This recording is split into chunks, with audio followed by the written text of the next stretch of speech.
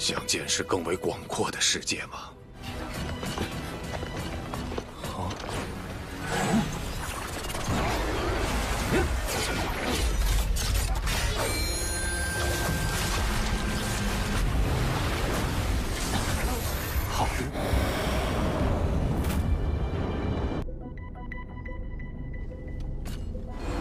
在5万年前，那毁天灭。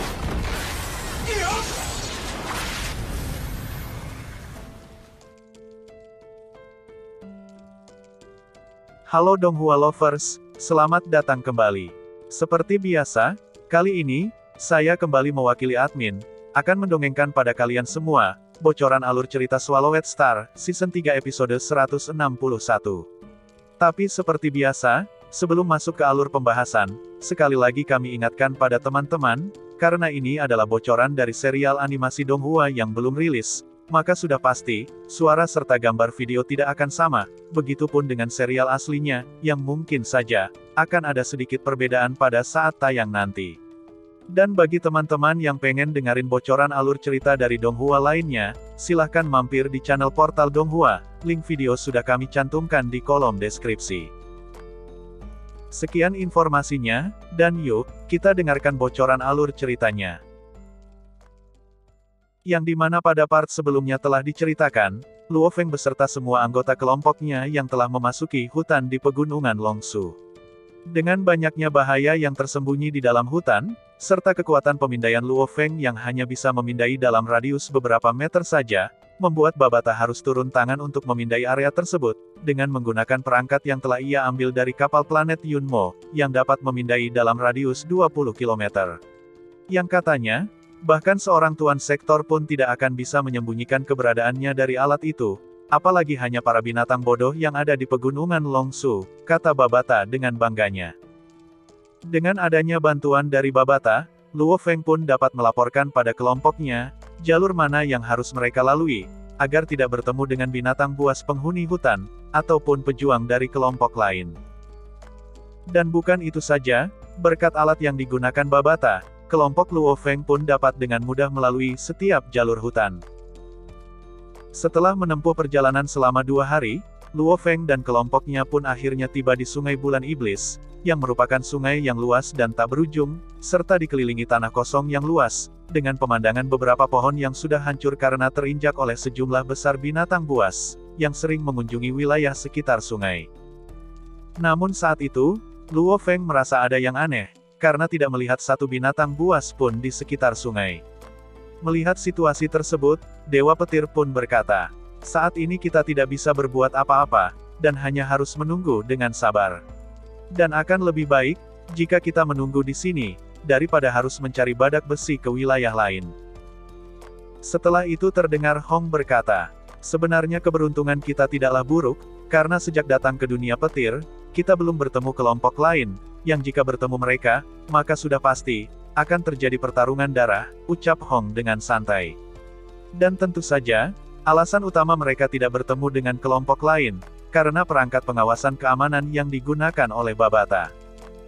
Singkat waktu, setelah 2 hari menunggu, akhirnya mereka menemukan 3 kelompok binatang buas, yang datang ke Sungai Bulan Iblis. Namun sayang, semua binatang buas itu bukanlah binatang buas yang mereka cari, melainkan binatang buas tipe kadal. Bahkan saat itu, mereka menyaksikan pemandangan mengerikan, dari para binatang yang berkelahi, dan saling bunuh satu sama lainnya. Sampai pada hari ke-6, tiba-tiba, Luo Feng yang sedang berjaga, seketika ekspresi wajahnya berubah serius. "Perhatian semuanya," ucap Luo Feng, membuat anggota lain yang saat itu sedang tertidur seketika terjaga. "Ada apa?" tanya Hong, yang saat itu berbaring di samping Aogu. "Badak besi bertanduk telah datang," sahut Luo Feng dengan mata yang tampak berbinar. Mendengar ucapan Luo Feng, semua anggota kelompok segera berdiri, dan langsung mengikuti Luo Feng, yang saat itu sudah menginjak pesawat ulang-alik melonjak, lalu jalan dengan cepat melalui hutan. Meskipun ada banyak pohon dan tanaman di dalam hutan, gerakan lincah Luo Feng bahkan tidak pernah menyentuh satu pun dari mereka. Sementara di belakangnya, terlihat Hong, Dewa Petir, Tai Nan He dan Aogu, yang dengan cepat mengikuti. Setelah tiba di tepi sebuah danau, Luo Feng pun berkata, lebih dari 10 ekor badak besi bertanduk datang dari arah itu. Dengan kecepatan mereka saat ini, kemungkinan mereka akan sampai di sini dalam waktu sekitar 5 menit, ucap Luo Feng sembari menunjuk ke arah depan. Dan benar saja yang dikatakan Luo Feng, setelah beberapa saat menunggu, tampak binatang seperti truk, dengan kulit seperti batu yang tampak kokoh, serta tanduk yang seperti pisau, muncul dalam garis pandang mereka. Di sini dijelaskan, badak bercula tunggal adalah binatang yang sangat sederhana, dan alasan mengapa mereka ganas, karena tingkat kecerdasan mereka yang rendah dibandingkan binatang iblis, yang memiliki tingkat kecerdasan yang sama dengan manusia di tingkat siswa, sama halnya dengan binatang buas yang ada di bumi, yang masuk dalam kategori binatang iblis, yang jika semakin dewasa, tingkat kecerdasan dari binatang ini bahkan tidak lebih rendah dari manusia. Karena mereka memiliki kecerdasan, maka di alam semesta yang luas, ras binatang iblis adalah salah satu ras yang sangat besar dan kuat. Sementara binatang buas, walaupun mereka sangat brutal dan buas, namun mereka memiliki kecerdasan yang rendah. Tapi tentu saja, selain binatang iblis dan binatang buas, masih ada binatang dewa, seperti binatang luar angkasa yang juga dikenal sebagai binatang dewa luar angkasa.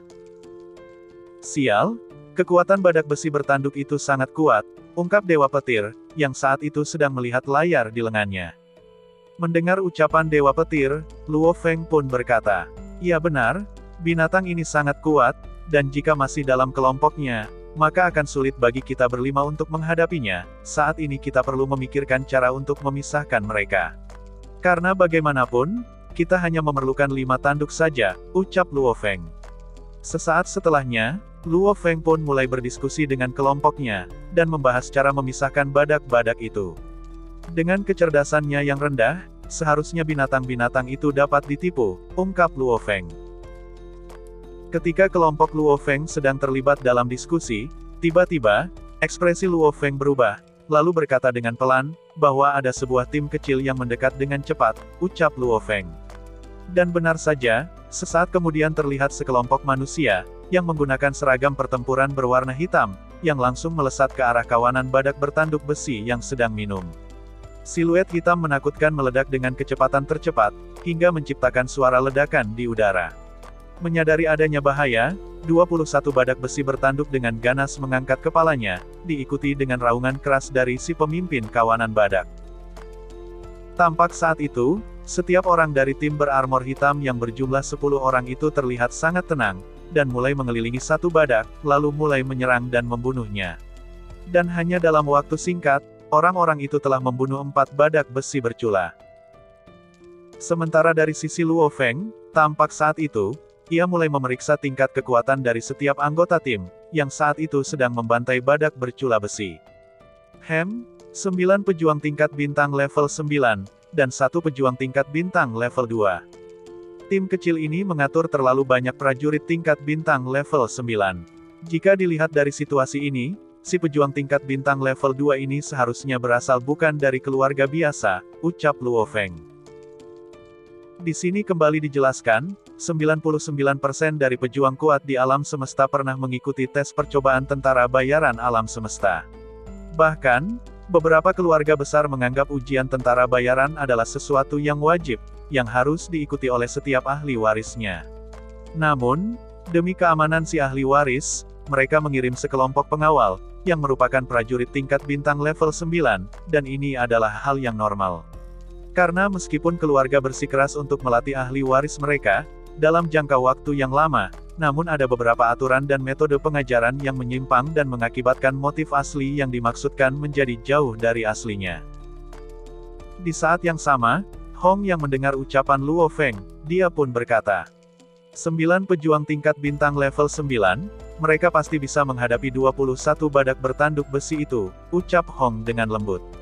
Di sela itu terdengar, Lei Shen berkata, "Sial, setelah menunggu sekian lama, mereka malah direbut oleh pewaris yang dimanjakan itu," ucap Dewa Petir yang mengutuk pelan. Walaupun semua itu tidak menyenangkan baginya, namun jika bersikeras untuk melawan 9 kesatria tingkat bintang level 9, dengan persiapan dan koordinasi yang tepat, apa yang dapat dilakukan oleh tim kecil Luo Feng, yang saat itu hanya bisa menonton seperti orang bodoh. Saat sedang menyaksikan pertarungan dari kelompok lain, Tiba-tiba, ekspresi Luo Feng yang awalnya kecut, seketika berubah senang lalu berkata, "Ada sesuatu yang datang, dan sepertinya kita akan bisa mengambil tanduk untuk kita," ucap Luo Feng. "Apa? Ada sesuatu yang datang?" tanya Dewa Petir, yang memandangi Luo Feng dengan curiga. Sementara Luo Feng, ia pun segera menunjuk ke kejauhan, dengan tatapan cemas. Sementara para tim yang menggunakan armor hitam, mereka pun masih terus bertarung, dan berusaha membunuh semua badak. Di sela itu terdengar, seorang prajurit yang paling lemah berkata, "Cepat kumpulkan semua tanduknya, agar kita bisa segera pergi," ucap pemuda berkulit putih, yang saat itu sedang bertempur dengan badak besi bertanduk yang paling kecil. Kekuatan badak besi bertanduk kecil ini, bahkan seorang pejuang tingkat bintang level 1 pun, dapat melawannya tanpa masalah. Sesaat setelahnya, samar-samar mulai terdengar suara gemuruh, yang semakin lama semakin jelas, bahkan bumi pun berguncang dengan keras, diikuti suara lolongan kemarahan yang bergema dari dalam hutan.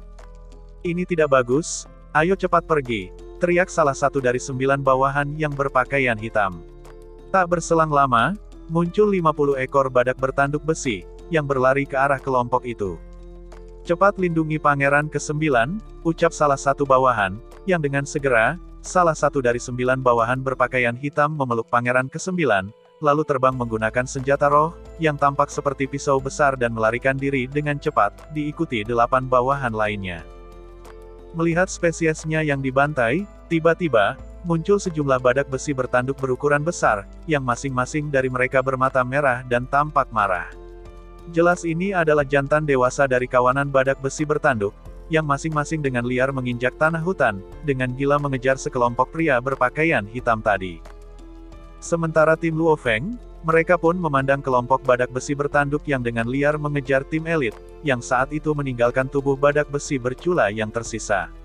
Melihat kesempatan itu, Luo Feng segera memimpin jalan dan bergegas keluar. "Haha, tidak disangka kita bisa mendapatkannya dengan sangat mudah," ucap Dewa Petir, lalu kembali berkata, "Oh ya, dari kerajaan mana Pangeran ke-9 tadi? Apakah dari kerajaan tingkat dasar atau dari kerajaan Gunung Naga Hitam?" Tapi kurasa dia dari keluarga kerajaan tingkat dasar," ucap Dewa Petir, yang saat itu bertanya, namun dia pulanya menjawab, "Lihatlah, masih ada 6 mayat dengan tanduknya yang masih utuh," lanjut Dewa Petir. Sesaat kemudian, Luo Feng pun mulai memotong tanduk dari salah satu badak yang mati, begitupun Hong, Dewa Petir, Tainan He, dan Aogu, yang dengan cepat memotong dan mengambil tanduk si badak. Di sela aktivitas itu, tiba-tiba dari kejauhan, salah satu badak yang mengejar kelompok prajurit berpakaian hitam, seketika berbalik arah, dan menatap pada kelompok Luo Feng, diikuti lolongan marah. Dan seketika terlihat, lebih dari 20 badak besi bertanduk berbalik dan bergegas ke arah mereka. Di saat yang sama, tiba-tiba Babata berkata, "Luo Feng, ada tim lain yang mendekat dengan sangat cepat. Jika perhitunganku tidak salah, sepertinya mereka ingin membunuh kalian semua," ucap Babata, yang memperingatkan Luo Feng dalam pikirannya. Mendengar peringatan itu, Luo Feng pun dengan cepat mengambil dan menyimpan semua tanduk di dalam ruang penyimpanannya. "Ayo cepat, saat ini ada tim lain yang datang untuk membunuh kita," ucap Luo Feng. Dan itulah guys, ending dari bocoran Donghua Swallowed Star.